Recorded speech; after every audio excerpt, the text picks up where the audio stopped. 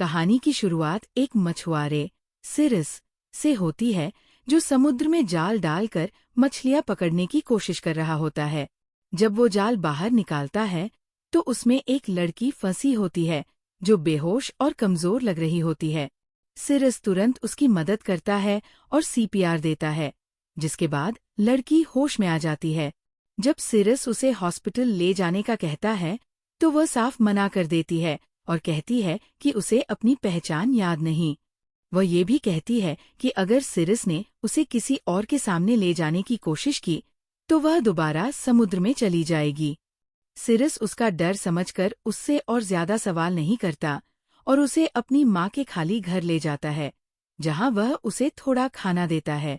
इसके बाद सिरिस अपनी बेटी को लेने अपनी पुरानी बीवी के घर जाता है। उसकी बेटी बीमार होती है और चलने फिरने से लाचार, क्योंकि उसकी किडनी की हालत खराब होती है। सिरिस उसे हॉस्पिटल ले जाता है और इलाज के दौरान उसकी बेटी उससे एक कहानी सुनाने के लिए कहती है। सिरिस वही कहानी बनाता है जो उसके साथ सुबह घटी थी। एक मछुआरा जिसके जाल में एक खूबसूरत लड़की फंस जाती है। ये सुनकर उसकी बेटी पूछती है, क्या वह सील की थी? सिरिस इसे एक आम सवाल समझकर कहता है, मुझे नहीं पता। उसकी बेटी उसे समझाती है कि सील की समुद्री मखलूक होती है जो इंसानों की तरह दिखती है। उनके पास एक खास सील कोट होता है जिसे जमीन पर छुपाकर वो 7 साल तक इंसानों की दुनिया में रह सकती है। वह ये भी बताती है कि सील की गाने में माहिर होती है। सिरिस इस बात पर सिर्फ हाँ में हाँ मिला देता है और फिर अपनी बेटी को उसकी माँ के घर छोड़ने जाता है। वहाँ उसकी एक्स वाइफ उसे देर से आने पर डांटना शुरू करती है, लेकिन सिरिस बिना किसी बहस के वहाँ से चला जाता है। फिर वो वापस उस अनजान लड़की के पास जाता है जो तभी गाना गा रही होती है। उसने सिरिस की माँ के कपड़े पहने होते हैं। सिरिस जब अपनी बोट लेकर मछलियाँ पकड़ने निकलने लगता है तो लड़की भी साथ चलने की जिद करती है। पहले तो सिरिस सोचता है, लेकिन फिर उसे अपने साथ ले जाने के लिए मान जाता है। समुद्र में वह उससे उसका नाम और कुछ याद आने के बारे में पूछता है। लड़की कहती है कि वह उसे ऑनडाइन बुला सकता है, जिसका मतलब होता है जो समुद्र में रहती है। सिरिस का जाल पहले खाली रहता है, लेकिन जैसे ही ऑनडाइन गाना शुरू करती है उसके जाल में अचानक बहुत सारी मछलियां फंस जाती है। ये देखकर सिरिस को समझ आता है कि ऑनडाइन उसके लिए लकी है। वह उससे कहता है कि वह गाना गाती रहे। काफी मछलियां पकड़ने के बाद वो बाजार जाता है उन्हें बेचने, लेकिन ऑनडाइन उसके साथ नहीं चलती। मछलियां बेचकर सिरिस ऑनडाइन के लिए कुछ नए कपड़े खरीदता है और फिर अपनी बेटी को स्कूल से लेने जाता है। रास्ते में उसकी बेटी उससे कल की कहानी का अगला हिस्सा सुनाने के लिए कहती है। सिरिस बताता है कि जाल में पहले कुछ नहीं आ रहा था, लेकिन जैसे ही वह लड़की गाना गाने लगी बहुत सारी मछलियां आ गई। ये सुनकर उसकी बेटी फिर कहती है, तो वह जरूर सील की होगी।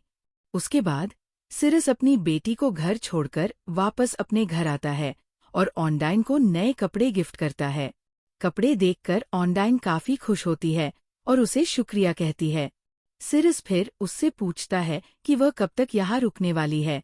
ऑनडाइन जवाब देती है कि वो यही रहना चाहती है और सिरिस उसे यहाँ रुकने की इजाजत दे देता है। सिरिस की बेटी सील्की के बारे में और पढ़ने लगती है। अगले दिन वो ऑनडाइन को एक झील में नहाते देख लेती है और उससे पूछती है, क्या तुम वही सील्की हो जिसे मेरे पापा ने अपने जाल में पकड़ा था? क्या तुम जादू से कुछ भी कर सकती हो? ऑनडाइन सिर्फ हैरानी से उसे देखने लगती है। फिर बेटी पूछती है, तुम्हारा सील कोट कहाँ है? क्या तुमने उसे जमीन पर दफन कर दिया ताकि यहाँ रुक सको? ऑनडाइन सिर्फ उसकी हाँ में हाँ मिला देती है और उसे अलविदा कहकर चली जाती है। इसके बाद सिरिस फिर से मछली पकड़ने निकलता है और ऑनडाइन से पूछता है कि क्या वह उसके साथ चलना चाहेगी। ऑनडाइन कहती है कि उन्हें ऐसे जगह जाना चाहिए जहाँ कोई उन्हें देख न सके। सिरिस मान जाता है। जब दोनों मछलियां पकड़ने लगते हैं तो सिरिस ऑनडाइन की खूबसूरती से मोहित होने लगता है, लेकिन अपने जज्बात पर काबू रखने की कोशिश करता है। जैसे ही उसका जाल भर जाता है तभी वहां पुलिस आ जाती है और उसकी बोट की तलाशी लेने लगती है। उन्हें ऑनडाइन दिखती है तो सिरस उन्हें बताता है कि वह उसकी गर्लफ्रेंड है। ये सुनकर पुलिस चले जाते हैं। अब तक गांव के लोग भी ये मान लेते हैं कि सिरस की एक गर्लफ्रेंड है। इस वजह से ऑनडाइन अब सबके सामने आने लगती है। सिरस, ऑनडाइन और उसकी बेटी एनी एक साथ शॉपिंग जाते हैं। शॉपिंग के दौरान एनी सिर्फ सील्की के बारे में बातें करती रहती है।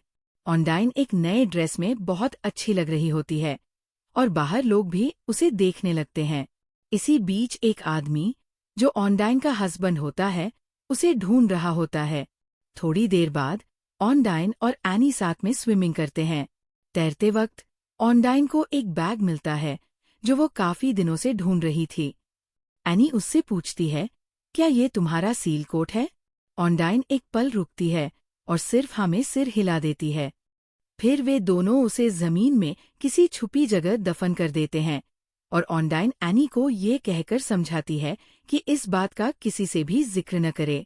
उसके बाद जब साइरस अपनी बेटी को लेने अपनी एक्स-वाइफ के घर जाता है तो पता चलता है कि एनी पहले ही वहां से निकल चुकी थी।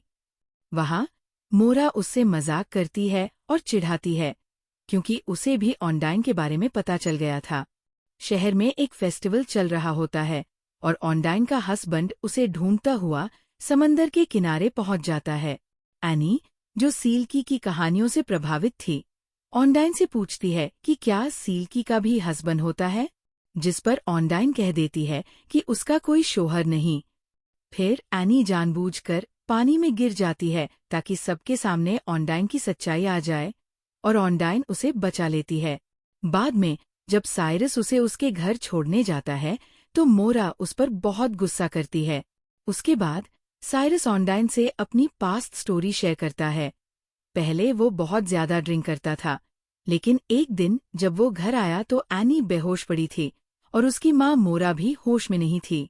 उसी दिन उसने शराब छोड़ दी, मगर फाइनेंशियल प्रॉब्लम्स की वजह से वो आज तक एनी की कस्टडी नहीं ले सका।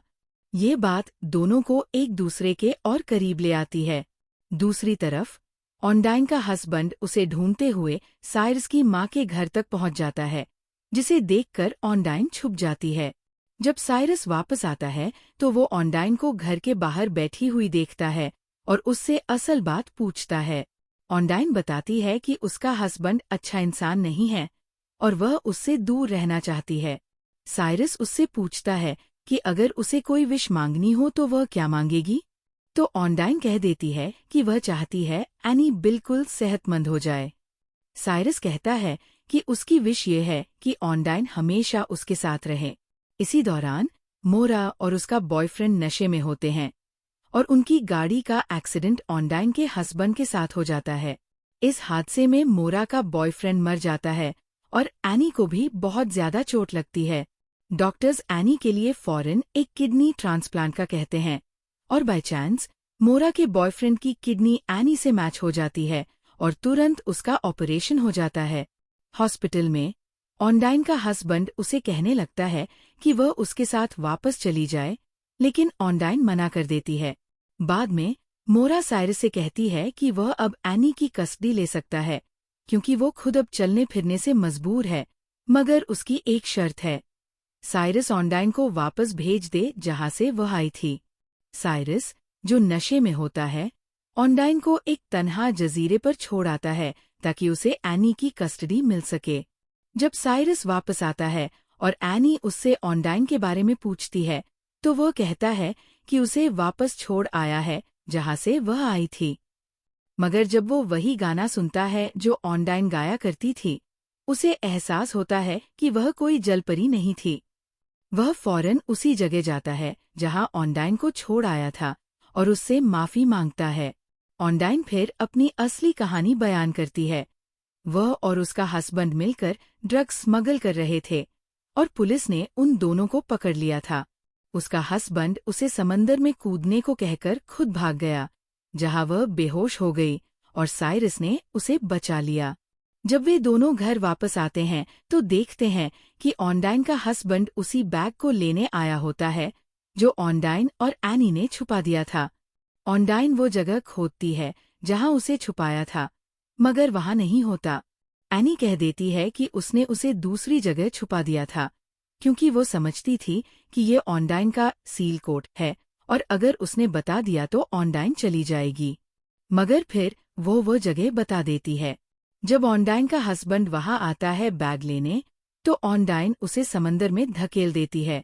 उसे तैरना नहीं आता था, इसीलिए वो डूबकर मर जाता है। इस दौरान पुलिस ऑनडाइन को अरेस्ट करने आती है क्योंकि वह दूसरे देश की थी। मगर साइरस उससे शादी कर लेता है, जिसकी वजह से वो उस देश में लीगली रह सकती थी। इस तरह ये कहानी यहाँ खत्म हो जाती है।